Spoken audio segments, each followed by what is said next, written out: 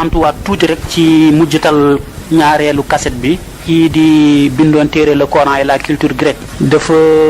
ne yonent sallallahu alayhi wa sallam riñaanam ñëwul ci alquran te gis nañu ñëw na ci. bokk na encore lu ñu koy ŋaññee ci lu mu wax ni fas boobu Pégase la ko tuddee mu ni fas boobu dafa amoon ci grec yi benn góor bu toog ba ci yàgg benn fas ñëw yóbbu la ci kaw asamaan loolu du mu bëgg wax foofu mu ni buraaq boobu ñëw ci l'islam donc moomuñu ko texte grec la ñu jël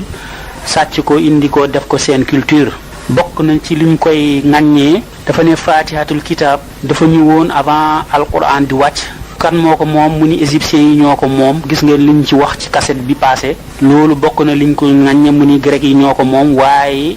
jullit yi fexe nañu ba jël texte boobu dugal ko ci alquran biñ ko yàqee. bokk na encore liñ ko jàppee boo leen delloo suñu cassette yi mooy moom mi bind le Coran et la culture grecque mu ni alquran dafa am faute grammaire mu ni ma manaaka alla tasjud amul sens dégg ngeen ko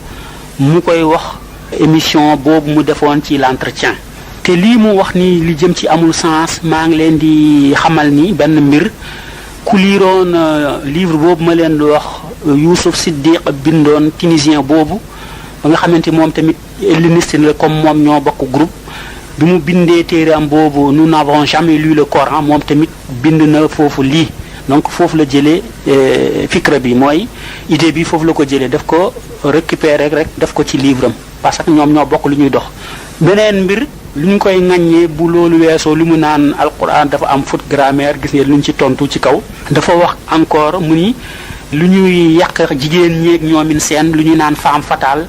problème yu góor yi am yépp jigéen yi ñoo ko indi wala benn jigéen moo ko indi mu ni grec yi ñoom ci Pandore lañ koy wax waxoon naa leen ci waykatu grec yi ñu ci gën a siiw ñaar lañu kenn ki Hésiode la tudd kenn ki Homère la tudd.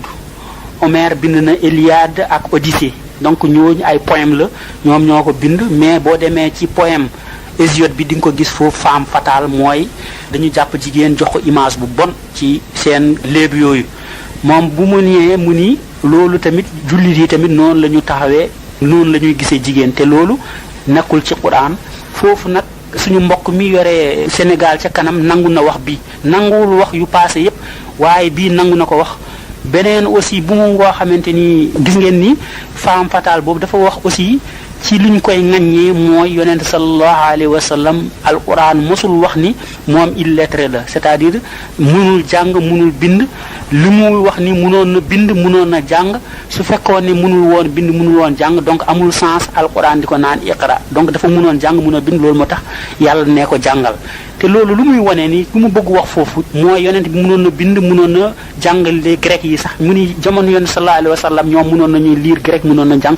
loolu nag loolu lay tuumaal arabe yi mu ni dañuy jàng loolu grec yi indi woon loolu romain yi indi woon pour sàcc ko duggal ko ci livre boobu ñu naan alquran donc alquran boobu ñu yore nii léegi di ko jàng pour moom du alquran bu jógee ci yàlla déedéet xelu grec yi la couverture bi téere am bi sax loolu la ci def dañuy def benn nataal benn góor boo xamante ni ay texte ñooy génn ci xelam donc loolu moom loolu lay défendre pensée yooyu lay défendre kooku nag xam nga ñëw nañu ba fi dinañu encore ñëwaat di leen waxaat ba ngeen xam ne kii jullit yi lu tax ñu jóg mer ci moom di wax ci moom lu ñu koy wax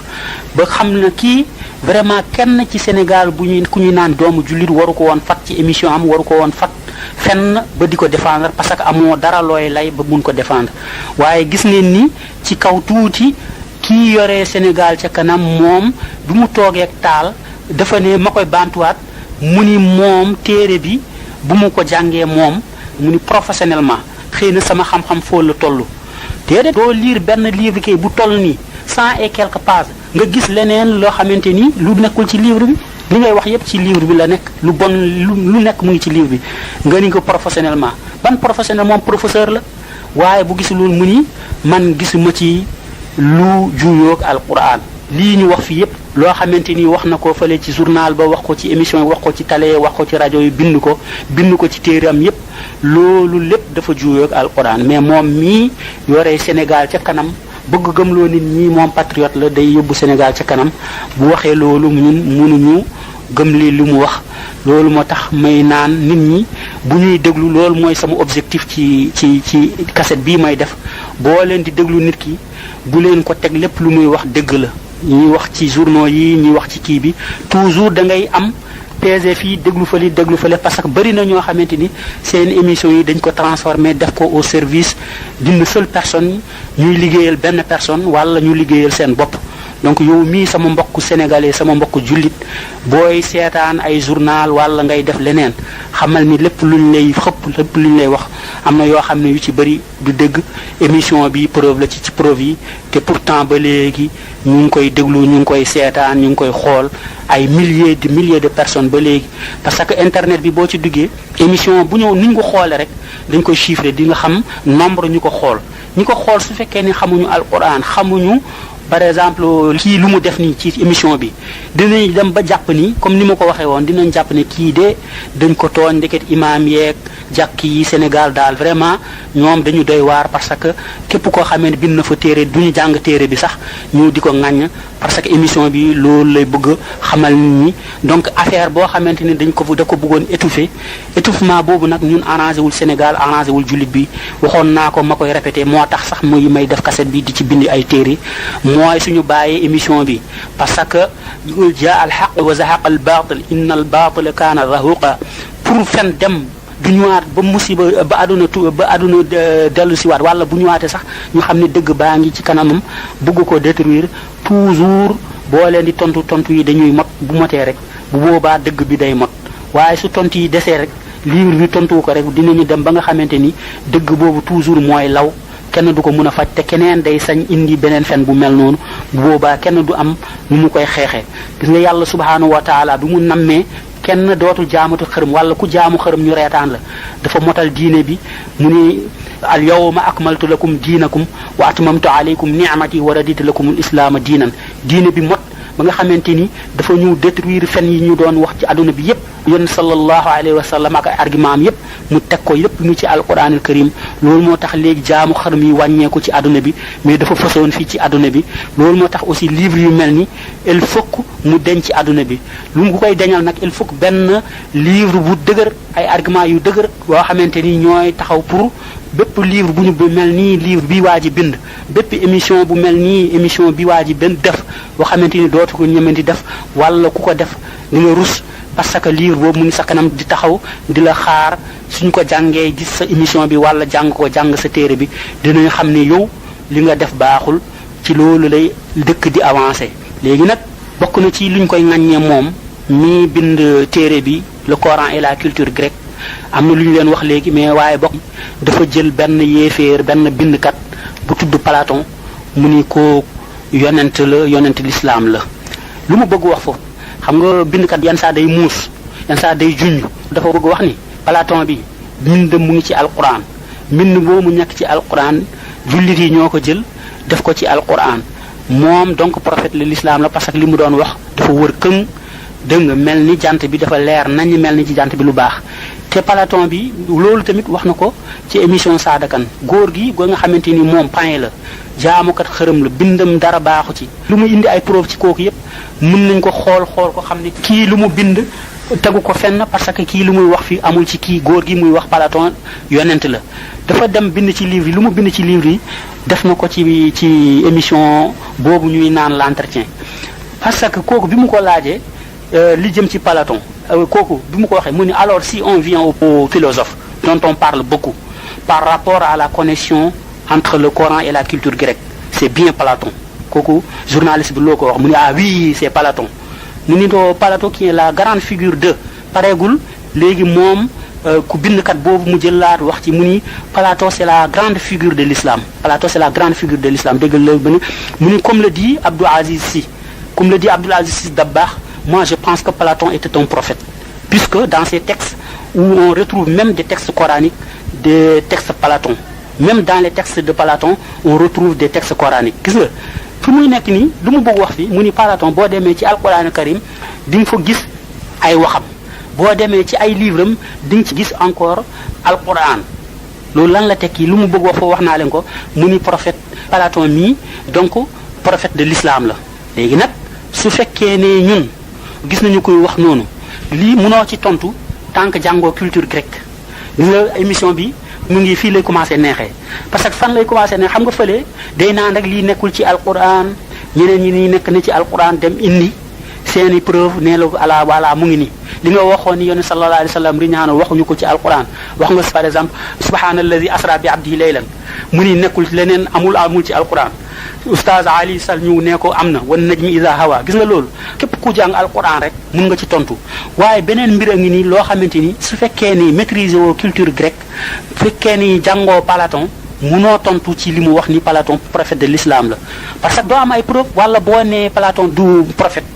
xam nga prophète degré la boo xamante ni yàlla ñu mu ko may bëri nañu bëriwuñu Platon moom bokk ci ku la nee Platon kii la mu indi la ay texte da ngay lire texte yi pour nga démentir ko aussi yow tamit nga indi ay texte woon ko ni Platon mi du yonent foofu nag lay laaj ñi da nga boo li mu leen waxoon ci kaw ma ni da nga war a mun alquran al karim mun culture grecque boobu mun culture romaine boobu jàng aussi culture égyptienne ba maîtriser ko lépp livre bi ci ngay mun a tontu livre bi yépp ba tontu bi ñor gis nga oustaz Makhtar Sarr ma may leen ci misaal moom am na lu mu junj waaye indiwul preuve dafa ne kooku njàngale am yépp dafa bon c'est-à-dire nga koy méngaleeg maam Abdou kooku li nga def jaaduwul xam nga mu ni Platon est un prophète mais c'est pas vrai mu koy weddi moom oustaz Makhtar Sall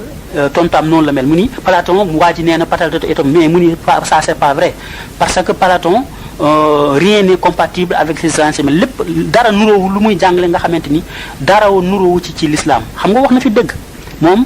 oustaz bi Makhtar Sarr ci boo leen déglu kasam loolu lay wax mu ni lu muy jàngale Platon lu muy jàngale dara dëppoowu lu yëg yonent sallallahu alayhi wa sallam doon jàngale te dëgg la xam nga wax na fi dëgg mais am na lu des lan moo des mooy moom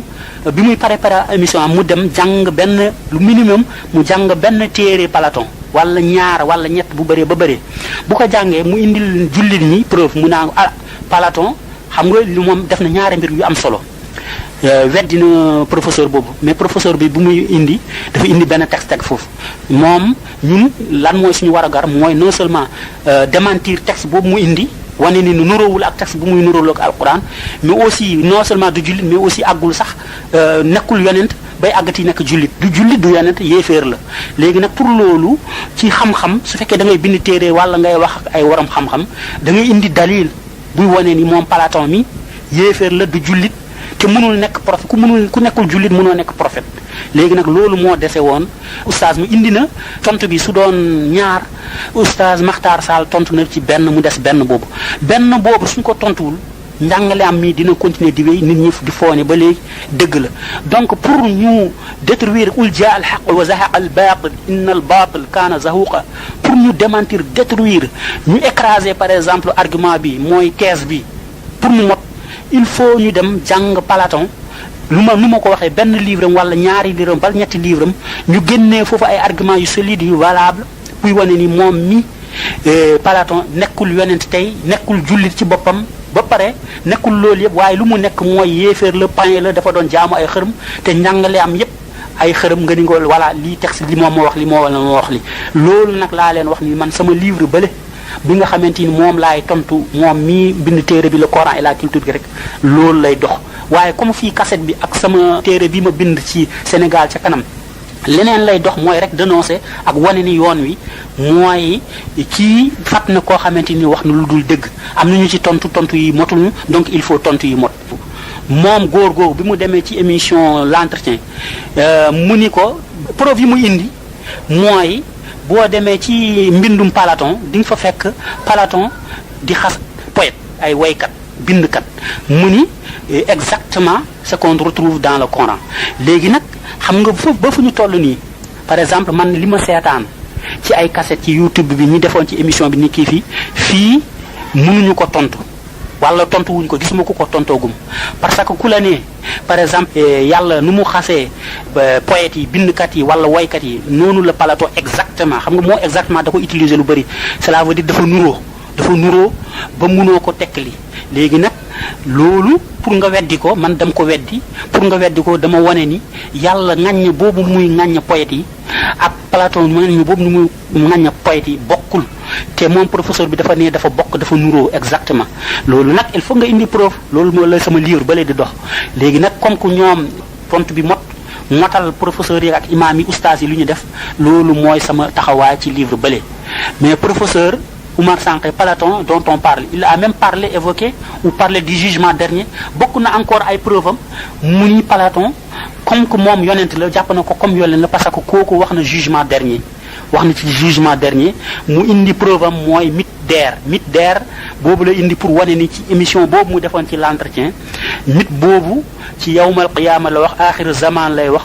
mujjital jamono lay wax donc comme Platon def na wax na ci mujjital jamono te alquran day wax mujjital jamono alquran loolu mujjital jamono boobu muy wax ci Platon lañ ko tibbee def ko ci alquran arabe yi comme que dégg nañu grec dégg romain loolu la ñu def sàcc mbindum grec yooyu duggal ko ci alquran loolu la bëgg wax foofu léegi nag pour démentir ko mythe d'Er boobu loolu xam nga damay naan ni moom dëggul culture grecque wala mu dégg ko mu bëgg jalgati wax leneen lu ko neex parce que xelam lay waxe waaye mythe d'Er bi Platon moomu ko foofu laay tontu fii dama fiy tontu encore nu ma tontoo poète yi sama livre ba fële dama ciy tontu mythe d'Er bi mu ni ko mythe d'Er bi Platon moomu ko te ay preuve laa ko indi ñeneen ñoo ni moomu ko indi ay preuve donc au lieu que muy naan l'islam moo sàcc donc l'islam sàccul donc Platon moo sàcc mythe boobu déformé ko altéré ko ba def ko esprit païen dugal ko ci livre am loolu ñu ngi ko koy ŋàññe te ñu koy ŋàññe duñu ay jullit ay yéeféer ni ñoom ñoo bind xamal ne nit ñi Platon mi dafa doon tukki dem ci àdduna bi dem na ba Égypte am na lu ma fa jëlee Égypte nag ku wax Égypte wax ay jullit ku wax Égypte wax ñoom Moussa ku wax Égypte wax ñoom Ibrahim ku wax Égypte wax ñoom Yaqub alayhi salaam ku wax Égypte wax ñoom Youssouf alayhi salaam ñoo ñëpp jaaroon nañ fa donc ku jaar Égypte war fa fekk njàngalem l'islam donc l'islam moom lu mu xamul professeur bi l'islam moo jiitu culture grecque l'islam bu mu ñëwee grec yi seen civilisation bi dinañ ci ñëw ci kaname taxawul te judduwul amul donc seen civilisation bi mu juddoo fekk ni l'islam commencé na yàgg indi ay téeram te ñoom grec yi bi ñu ñëwee dañu traduire livre jullit yooyu livre prophète yooyu altéré ko di ci wax nu leen neexee defaat ko ay mythe fabriqué ko te loolu du man maa ko wax ñi borom xam-xam yi ñoo ko wax ay recherche ñoo ko def science moo ko wax bind ko léegi nag bu waxee ni l'islam bu jëlee ko ci prophète sallallahu alayhi wa sallam rek juum na datu l'islam dépassé na l'islam yonent sallallahu alayhi wa sallam dafa ñëw pour mattali l'islam xaatimul anbiya wal mursalin waaye nekkul dëgg nga de moom moo indi l'islam bi daf ko fekk mu koy fàttaliku mu koy complété mu koy tëj bu fekkoon ne l'islam autoroute la autoroute bi président bi yóbbu ko ba ila Touba yemal ko Touba moom président bi beneen président ñëw yóbbu ko ba ila Fouta donc yonent sallallahu alayhi foofu suñu digganteeg frontière ak Mali foofu la yem buñ ko yemalee foofu xam nga tali bi mot na ila Touba boobu ñëw ba Touba kooku àggale ko donc yoon bi mot na yonent sallallahu alayhi wasallam noonu la mel ak yeneen yonent yi dañu xëcc tali bi ba Touba bi bu mu àggee foofu yonent sallallahu alayhi wasallam bi mu ñëwee pour mu compléter tali boobu daf ko xëcc yóbbu ko ba ila Fouta ba passé Fouta ba ñëw ba sës ci frontière bi suñu digganteeg Mali wala suñu digganteeg Mauritanie donc foofu la ñu yem ak ñoom mooy tali bi mot na yoolu mooy l'islam yonent sallallahu alayhi wa sallam dafa motali mais commencé lu ak moom loolu moo tax erreur professeur boobu bind le Coran et la culture grecque erreur am foofu la commencé donc Platon moo mujjee ñu yonent yooyu bu ñu ñëwee dañu bind bàyyi fii moom Platon ci foofu la tubbee kenn l'islam sàccul Platon moo sàcc l'islam dinañ ci ñëw ci kanam gën ko yaatal donc pour xamal ni leen ni moom mii professeur bi juum na ki ko invité ci télé am juum na Sénégal dañu war a xam juum nañu adduna bi dañu war a xam ni juum nañu donc dañu xamul histoire dañu changer histoire boobu nag il faut que ñu rectifier ko donc jàmmanee ñooy continuer suñu digganteeg suñu mbokk yi ku nekk ñu joxe lu nga moom waaye duñu jël keneen lu mu moom ñu jox ko ku ko moom loolu jaaduwul loolu ñun sénégalais bu ñu jëlee loo xamante ni beneen culture moo ko moom arabe bi wala juif yi ñu jël ko ñu moom ko wala Moyen-Orient wala l'Orient ñu jël ko jox ko ñeneen loolu ñun maanduwuñu ñun sénégalais yi dañu fekk histoire bi ñu bind ko dañu fekk diine mi ñu bind ko nuñ ko bindee c'est clair et net donc bu ñu ciy bind bu ñu ciy maandu pour Sénégal jëm kanam suñu taxawaay dafa war a lu ñu lépp lu ñu bind mu ñu maandu ci ñu wax ci dëgg ñu bañ ko jalgati ñu bañ a inversé histoire bi di ci wax lu ñu neex di ko waxee suñu xel loolu yóbbul Sénégal ca kanam loolu aussi yóbbul Sénégal ca kanam képp koo xamante ni yaa ngi jàppaleel waxkat dëgg loolu mooy yóbbu Sénégal ca kanam waaye Sénégal ca kanam rek ni la ngeen di defee seen émission nu mu leen neexee loolu du Sénégal ca kanam déedéet Sénégal ca ginnaaw lañ ko war a tuddee léegi nag am na xam nga maa ngi leen wax ci waxtu émission boobu l'entretien kooku tamit ndeysaan ku baax la waaye am na fu muy juumee tuuti xam nga bu ñu ñëwee ci mythe yi moom ci émission bi da ngay dégg moom tamit il y a autre chose mu tudd turu kooku ku ma bëggul tudd turam nii mu ni il y a autre chose moom journaliste boobu mooy laaj moom nag du mu ko jàppe lu bëri parce que dafa xamul loolu moo tax te aussi am na ay réaction yu muy def ci suuf dinañ ci ñëw di nga wane ni moom am na lu ko naxar ci kaw bi ngay déglu kooku bu mu nee le Coran ici n'a pas de sens moom mu ndeysaan mu réagir da ngay yëg ni moom am na ngëm-ngëm waaw mu ni da nga ne alquran dafa am ay faute loolu du faute alquran faute traducteur la ndeysaan man li mu koy kiyee tuuti rek da ngay xam ni moom jullit la daal xëy na bi muy livre bi bu muy ñëw ci moom ni mu ko yaakaare woon ndekit du noonu ca biir émission bi da ngay sentir ni kii dafa ñëw pour jam alquran léegi nag muy débattre waaye comme que déggul alquran francophone la day c'est évident donc aussi déggul culture gi rek donc du mun a défendre mais yenn saa day utiliser ay termes yooyu rek ñu koy ñaan mu bañ ko waxaat wala beneen yoon ñetti mbir lañ koy kiyee le fait mu naan alquran ce mythe là aussi xam nga alquran du mythe du poésie ce n'est ni la mythologie ni la poésie ni comment dirais-je un texte prose mais le Coran c'est simplement le Coran texte c'est la parole d'Allah subhanahu wa ta'ala donc ce n'est pas un texte littéraire on qualifie par le mot Coran donc on peut pas dire monsieur le journaliste on peut pas dire ce mythe là aussi donc faut jamais qualifier ou décrire le Coran par ce terme donc Allah subhanahu wa ta'ala li ma ko bëgg foofu non journaliste bi dafa waxoon bu jëlee kaddu di waxante kooku mu invité woon day naan il y a autre chose aussi ce mythe là aussi donc alquran booy wax ak moom doo ko wax mythe parce que mythe lu mu désigner mooy c'est-à-dire un écrit ou bien une parole mensongère c'est-à-dire benn fable boo xamante ni aussi un texte profane te ñun jàpp nañu ni alquran ce n'est ni un texte profane waxu yàlla la du nit moo ko bind ce n'est non point une mythologie ça ne relève pas de la mythologie donc waroo ko désigner par le terme mythe moom loolu laa koy jàkkee moom journaliste boobu mais aussi am na li mu koy jàppee beneen yoon su fekkee l'entretien mu ngi invité genre livre yi le Coran et la culture grecque ñaari culture livre boo xamante ni dafa dëgër scientifiquement dans tous les sens mooy le Coran et aussi culture grecque nu mu vaste malgré tout nu mu yaatoo su fekkee moom journaliste bi du loolu mooy spécialité am dafay woow beneen borom xam-xam waaye moom émission boobu jour boobu moom rek moo jàkkaarloog waajooju digul wax li ko neex di ko induire en erreur di ko yóbbu ci ay erreur donc da ngay sentir ni moom mu ngi wax ay erreur wala di confirmer ay erreur yan sax day naan waa c'est ça yooyu yëpp journaliste daf ko war a moytu sama mbokk journaliste yi ñu moytu yooyu nañu moytu di inviter benn nit fekk maîtriser wu ñu loo kooku lu muy wax nañu moytu aussi kooku di wax ñu koy confirmer di naan c'est ça parce que kooku li muy wax su fekkee maîtriser ko nga wax c'est ça day mel da nga koy affirmer da nga koy confirmer te ñi lay déglu ñi lay seetaan mun naa am nga ci ay idole mun naa am ñu la sopp li ngay wax ni ñu foone yow ànd nga ci ñoom tamit ñu ànd ci fekk li nga ànd ak kooku baaxul ñoom tamit ñu ànd ak yow lu ñu ànd ak yow du baax loolu moo tax dañu war a inviter yooyu yëpp man nag si sama livre bale ma bind ma ci tontu góor googu amoon double agrégation man damay yem ci fii ci livre yi comme ni mu leen ko waxee damay yem ci thèse yi mu wax fii rek ak yoo xamante ni di jox julli yi meroon di leen wan ni waroon nañu mer parce que bu ñu merul woon yàlla moom mere ñu su fekkee ni lu jëm ci émission boobu ñu wane ni émission bi baaxul waaw bu mu waajee bu mu ko defaat yu mel noonu beneen yoon muy éviter yooyu parce que émission bi contenu ci boppam titre bi ci boppam laajul loolu Sénégal ci kanam te lii yóbbu ñu ci kanam donc fii boo demee ba xool mythe air Platon moomu ko loolu laa wax boo bëggee xam lu ci gën a leer sama livre bi boo ko jàngee di nga ko fa gis ni ma ci expliquer di ko démentir donc di expliquer aussi Platon moom païen la du prophète xam nga de waaw ci loolu nag ci thèse yooyu bokk na ci thèse yoo xamante ni moom wax na ko ci Platon, caverne de Platon. Caverne boobu mooy mu ni dafa nuroo ko al kahf suuratul kahf bu caverne jullit yi xam nga waxoon na poète yi fii lu muy jël parce que boo nee nit ki yonent la lu muy waxee kooku yonent la mu indi ay preuve yooyu muy indi nag poète yooyu la indi woon wax nañ ci bii léegi mu indiwaat beneen mu ni caverne bi mu ni caverne Platon bi boo ko jàngee dafa nuroog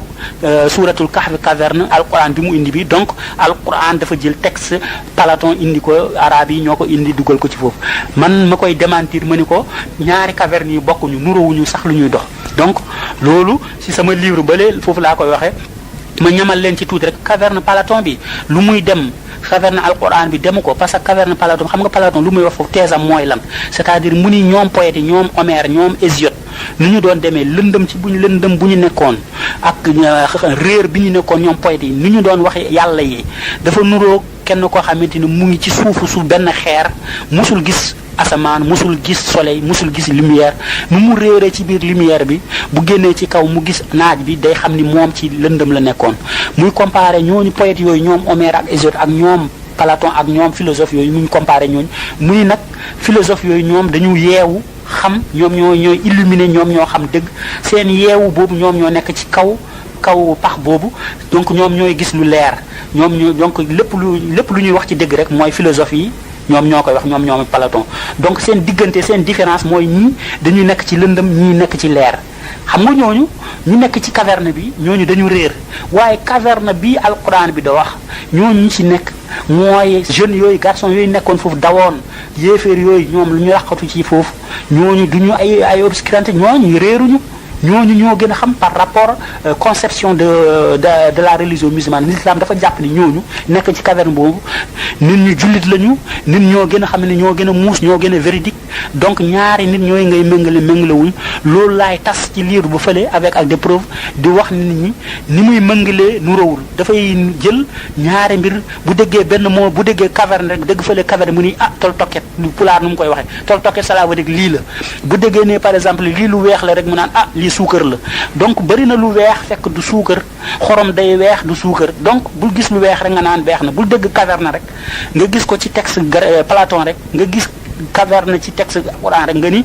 caverne yi ñoo nuru déedéet nurawul donc loolu moo neexal livre bële donc livre bi comme dama ko bëgg a gàttal rek concerné wul livre bële lu muy tontu li ma namm fii rek mooy wane ni kii lu mu souligné ñaari mbir rek ay téeméeri mbir lu kii wax te waru ko wax loolu laa koy ŋaññee lu mu jël kii di ko défendre te kii lu mu wax baaxul loolu laa fi wax loolu laa fi bind ci téere bii ma leen di répéter mooy émission bii ñu defoon ma jàpp ko de A ba Z loolu laa leen fi wax lu jëm ci Platon lu jëm ci alquran karim loolu yëpp nga gis ko lu mu ci wax loolu da nga ko war a weddi waaye moom weddiwu ko lépp lu mu wax au lieu que mu weddi ko da koy gën a dëgëral sax day naan waaye lu wér la loolu de loolu nga ci loolu wér la xam nga déglul émission bi rek wax dëgg yàlla man affaire bi nu mu ko defee professeur bu kuy jàngalee ku maandu lu ñu naan honnêteté intellectuelle du noonu moom su fekkee nit ki di wax comme que ku defoon l'entretien ni ñu koy ŋaññee muy naan c'est ça donc moom wolof la doon wax day naan lu wér la loolu lu wér la cela veut dire que te koo nga xamante ni ki ñëw ci yow dañu naan moom lu mu wax wérul yow bu ñëwee ci yow nga ni loolu lu wér la wala nga ni loolu la ci nekk cela veut dire da nga ko jàppale te jàppale boobu waroo ko jàppale pour nga xam nga gën a xam li may wax fii dëgg la même su fekkee ni yow par exemple sama livre bi livré ko soo liiree livre par exemple góor googu ni naan Platon yonent la su fekkee bëgg nga ni xam Platon du yonent maa ngi lay tegtal rek nga dem ci ay livre am bu ci gën a tuuti nga dem ci République de Platon am na benn livre bu ñu naan République boo ca demee di nga xam ni Platon mii xaajul nekk jullit sax bay nekk yonent boo demee ci beneen maa ngi lay tegtal beneen livre boo demee ba avant ngay jàng sama livre boo demee ci beneen livre bu ñu naan Timée Platon moo ko bind boo demee foofu boo bëggee xam ni Platon jullit la wala ba dem ba nekk yonent wala nekk ko wala nekkul sax jullit ci boppam boo bëggee xam ni moom yéeféer la comme ni mu la ko waxee demal ci livre boobu nga jàng ko di nga xam ni moom enseignement yépp rien à voir avec la religion musulmane l'islam li muy dox moom doxu ko yeneen lay dox donc boo bëggee xam ne yéen moom Platon mi góor gi li muy wax dëgg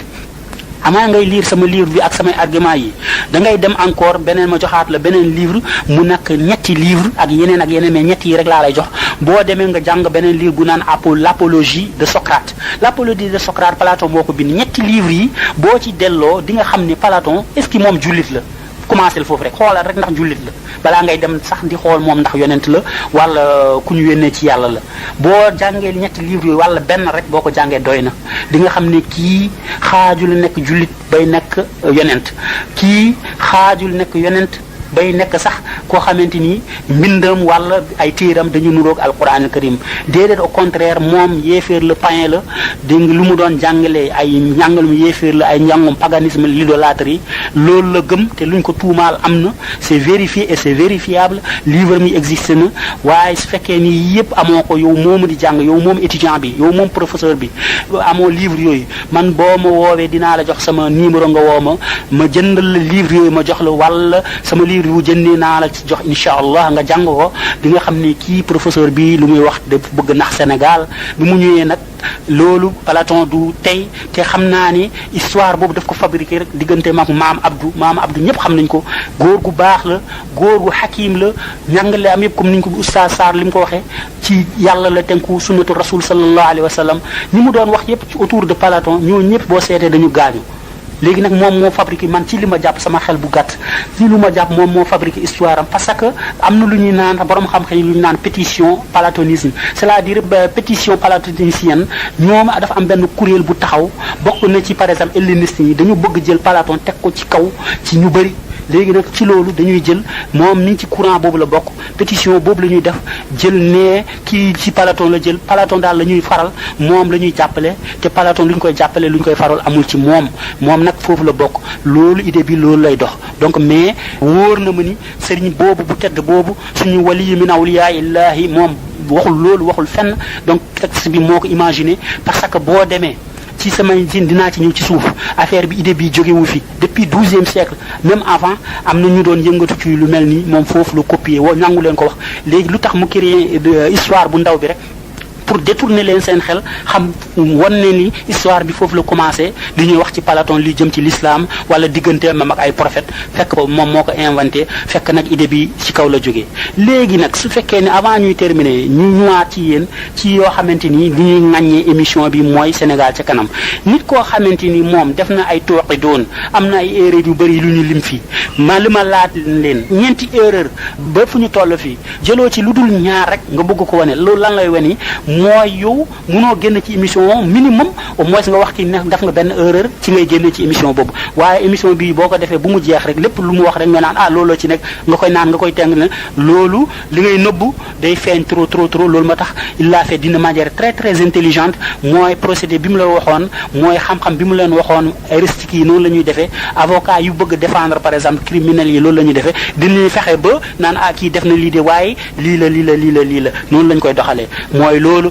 professeur Sankharé moom dafa yenn yonent sallallahu alayhi wa sallam alquran waxul fenn moom yonent sallallahu alayhi wa sallam jóge na ci suuf jaw asmaan loolu benn la dégg nga de jox ko ñu koy ŋaññee wax na aussi fas boobu yonent sallallahu alayhi wa sallam yéegoon mu ngi ci poème Parménide bi te boo demee ci poème Parménide bi nekk foofu moom moo ko inventé def ko foofu waaye nekku ci donc bokk na ci loo xamante ni wax na ko mu ngi ci alquran wala nekkul ci alquran ñu dem fekk nekk na ci alquran bari na li mu wax ni mu ngi ci poème Parménide comme fas bi te nekku fa boo demee doo ko fa fekk donc professeur bi kenn mënu ko jàppale kenn mënul ne xam-xamam am njëriñ na Sénégal kenn mënul ne xam-xamam njëriñ na Afrique bokk na ci li ñu koy jàppale aussi ñu ngi koy ŋaññee mooy dafa ne alquranul karim ani waxul fenn yonent sallallahu alayhi wa sallam dafa illettré mënul jàng mënul bind gis nga ni tontu nañ ko ñu koy tontu nañ ko jox ko ay versets yu wóor yu nekk suuratul najm dégg nga ay aaya yu wóor yu nekk suuratul aaraaf di ko wax ni yonent Allah subhanahu wa taala wax na ko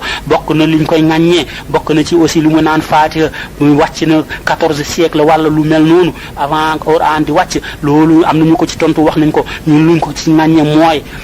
damuy ñuy naan mu ngi fële ñu dem seet mu ngi fu mu nekk fi suñ ko seetee ñu jël carbone 14 vérifier ko loolu defu ko dafa rek mu ngi nekk Égypte c'est vérifiable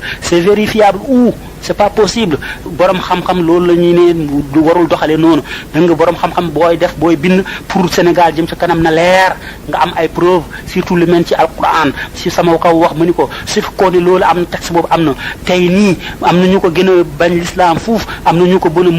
bëgg critiquer alquran fuuf am ñooñu gis ko ñoom ñoo ko njëkk wane ni moom donc moom du ñu tey di ko ne am na fële fekk daf ko inventé ni mu inventé woon fas boobu fekk dafa inventé benn chose ne lii alquran wax ko fekk alquran wax na ko bokk na liñ koy jàppee lu mu ne alquran dafa am faute grammaire te yàlla nee na walam yajale lahu iwaja yàlla nee na alquran bi doo leen ci fekk ay contradiction doo leen ci fekk ay faute grammaire moom mu ni am na ay faute grammaire alquran lu mu wax foofu ma manaaka alla tasjud amul sens loolu nag lañ koy ŋaññee mbokk na liñ koy ŋaññee dafa ne femme fatale mu ngi ci l'islam mu ngi ci alquran te femme fatale nekku ci loolu lañ koy ŋaññee am na luñ koy ŋaññee encore lu mu jël Platon di naan di ko jël texte à Platon yooyu texte lu muy jàngale bokkul ak yeneen sallallahu alayhi wa sallam lu mu ko jàngale bokkul ak alquran lu muy jàngale par contre alquran dafay ŋaññ texte yooyu moom mu jël mu ni texte Platon yooyu dafa nuroog alquran al karim loolu lañ koy ŋaññee bokk na luñ koy ŋaññee lu mu jël Platon nga xam ne yéeféer la païen la da nga athée la léegi mu jël kooku ne prophète la te xam nañu prophète moo gën a jege yàlla ginnaaw malaayika yi ñoom ñoo gën a yege yàlla subhanahu wa taala nga jël kooku nga bëgg leen teg ci place yonent te moom aggul sax place jullit yi nekk Sénégal sax ñoo ko raw ci place parce que jullit yi nekk ci Sénégal benn yàlla la ñu gëm moom gëm na yàlla yu bëri kooku boo ko jëlee nga ni prophète de l'islam la war nañ la ŋaññ am na lu ñu koy ŋaññee fatiha boobu mu jël encore fatiha ñaari mbir la ci war ci téeram benn bi dafa ne rabbil alamin ñaari monde yooyu concept monde yooyu visible et invisible ñaari monde yooyu Platon moo ko wax donc l'islam ñaari monde yooyu ci rabbil alamin suuratul lañ koy jëlee léegi nag kooku Sénégal ca kanam boo ko indee sa émission nga teg ko nga jël ñaari mbir rek nga souligner ko leneen yëpp nga ni lii amu ci lii nekku ci waxul fenn xam nga loolu la ñu naan émission boobu du Sénégal ca kanam déedéet Sénégal ca ginnaaw la wasalaat ma yemaleen fi incha allah dinaa ci ñëwaat bu soobee yàlla subhanahu wa taala ñu continuer émission bi parce que émission bi comme ni mu leen ko waxee maa ngi koy baamtuwaat dañuy jël émission Sénégal ca kanam boobu mu defante woon ak góor bi boobu ñu jàpp ko début bi fin bi boo gisee introduction bi ba fi ñu toll fii incha allah ba émission bi jeex dinañ ci def cassette livre bi pare na ci français lañ ko def incha allah tekki ko ci wolof tekki ko ci pulaar tekki ko ci arabe incha allah yàlla lakk yooyu la ñu may suñ ko defee loolu incha allah ñu taxawal l'islam yàlla fay ñu incha allah ay xéewal may Sénégal xéewal yu bëri képp koo xam ne jóg nga doomu sénégalais lu leerul woon sa bopp mu leer sa bopp nga bañ a dugg ci erreur wasalaatu wasalaamu ala sayidina muhammad wa ala alihi wa ashaabihi wa sallam bismillahi rahmani rahim alhamdulillahi rabbil alamin wasalaatu wasalaamu ala sayidina muhammad wa ala alihi wa ashaabihi wa sallam ba fi ñu toll woon ci suñu kaset bii ñuy defal mbokk jullit yi mbokk Sénégal mbokk Afrique mbokk Fuuta mbekk ñëpp ñu ngi leen di fàtt thèse bi professeur bi doon jàngale université Cheikh Anta Diop ak si àdduna fi yépp bind na lu mot fukki livre jàngale na ci àdduna fépp kooku moo bindoon livre ŋaññ alquranil karim di ko jam déglu ngeen ci waxam mu ni alquran am na lu ci nekk amul sens léegi kooku lu muy bëgg a wax mooy thèse am ñaari thèse la benn thèse bi dafa ne téeram alquran bi wàccoon ci Jibril wàcce ko ci yonent sallallahu alayhi wa sallam bi nekk ci Sénégal bi nekk ci àdduna fépp alquran boobu baaxul parce que arabe yi dañ ko yàq ci début livre bi la koy wax beneen thèse bi dafa ne liñ ko yàqee mooy dañu jël culture grecque boobu mbindu grec yooyu ak romain yooyu ak égyptien yooyu gis ngeen faate mu ni égyptiens yi ñoo ko moom foofu lañ ko defee ñoo ko jël foofu la arabe yi foofu la jëlee écrit boobu texte yooyu duggal ko ci alquran loolu moo tax alquran bi fi nekk tey waruñu ko gëm lépp parce que am na lu ci nekk ay mbindum doomu aadama la léegi nag gis ngeen suñu lim bi waxoon nañu ba fi ñu toll léegi nag mu ni xam nga alquranil karim am na lu ñuy naan ijaaz wax bu yàlla wax nu mu rafetee ci mbindin yàlla sax ci wax di naan na nit ñi indi lu mel ni alquran ci formam ci sens bi ci maanaa bi comme ci shakl bi min haythu shakl wal maana ci lu ñuy naan la forme et le contenu wala le sens le contenu et le contenant lépp loo xamante ni yàlla def na ko muy ci mbindin mi ci mooy ci maanaa bi lépp al ijaaz la ci rafetaayam. léegi nag moom mi professeur boobu doon jàngale fi ci université Cheikh Anta Diop te bindoon téere boobu ñu koy ŋaññ bi mu demee ci livre bi loolu lay jam mu ni boo demee nga naan di ci nekk ci rafetaay yàlla li muy nekk li mu bind niñ ko bindee arab niñ ko taggee niñ ko defaree ci mbindum grec yi lañ ko jëlee loolu yaa ngi wàccee daraja yaa ngi wàññi daraja alquranil karim waxatoo ni alquran waxu yàlla la xam nga yàlla waxam du ko nit donc booy ne yàlla loolu ma tax yàlla ji wax ci alquran wa ma huwa bi qawli sha'ir léegi nag ñi doon wax yonent sallallahu alayhi wa sallam poète la ñii di wax moom jabarkat la waaw li muy wax ni dafa rafet dafay jabar nit ñi yàlla nee na alquran bi waxam la rafetaay bi ci nekk du waxu waykat poète wala mu nekk wax njabarkat rafetaay bi ci yàlla la jógee léegi nag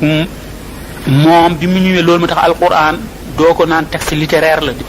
doo ko wax prose la du ñu naan prose doo ko wax poème prose la doo ko wax texte littéraire la déedéet alquran boo koy firi da ngay naan rek alquran karim wala waxu yàlla parce que waxu yàlla nuróowul ak beneen wax bu dul waxu yàlla. léegi nag ci tomb bii di ñëw mooy ngóor soosu dafa jël bi mu demee ci émission boobu ñuy naan l'entretien bi ñu doon wax bi ko waa ji di waxee bu ko waxee par exemple mu ni moom journaliste bi muy je veux qu'on parle puisqu'il reste peu de temps quand même de la beauté du texte coranique qui est merveilleux, de sa musicalité, de l'éloquence, de la langue, de l'harmonie imitative quand même. C'est un beau texte le Coran. léegi kooku journaliste bi loolu la ko wax mu ni ko alquran texte bu rafet la bu ñu tagg la xam nga journaliste bi wax na fi dëgg waaye moom bi mu jëlee kaddu mu ni c'est une langue très belle qui emprunte les canons de la rhétorique grecque. gis nga de moom saa yu lu rafet rek ci grec yooyu ndeysaan la koy yóbbu ñooñu la jàng ñooñu la xam foofu la yàgg lool dundam yépp ci ñooñu la ko def ndeysaan lu rafet rek ci ñooñu la koy delloo gis ngeen lu mu delloo lu bari ci ñoom. léegi nag de gis ngeen ci waxam sax mu naan plateau alquran lay wax li indi bi mu ci émission am boobu mu def ci Sénégal ci kanam foofu day naan plateau alquran la indi fii biñ ko laajee ci rafetaaye alquran niñ ko tëggee mu delloo ko encore mu ni dañ ko emprunté ci canon de la rhétorique grecque mooy rhétorique grecque mooy al balaghatul iqriqiya. léegi grec yi ni ñu doon xam nga balaaxa mooy lépp loo xamante ni façon science la boo xamante ni day rafetal wax mu ni rafetaay wax boobu arab yi wala alquran ci grec yi la xool ba xam ni muy waxee ñu waxee noonu bi ñuy bind alquran bi te loolu tamit wàññi daraja alquran la. alquran rafetaayam xoolul ci grec yi alquran waxu yàlla la yàlla moo ko indi te kenn mënu ko imiter loolu benn thème la alquran mu développé ci suratul baqara qul faatu bi suratin min mislihi donc inimitabilité du Coran du texte coranique loolu mooy thème boobu mais moom weddina aayaat yooyu di wax Allah subhanahu wa ta'ala di wax kenn mënul indi lu mel na alquran bi ci rafetaay bi min haythu shakl wal maana ci forme bi ci sens bi. léegi nag boo nee dañu ko emprunté ci texte canon grec yi wala latin yi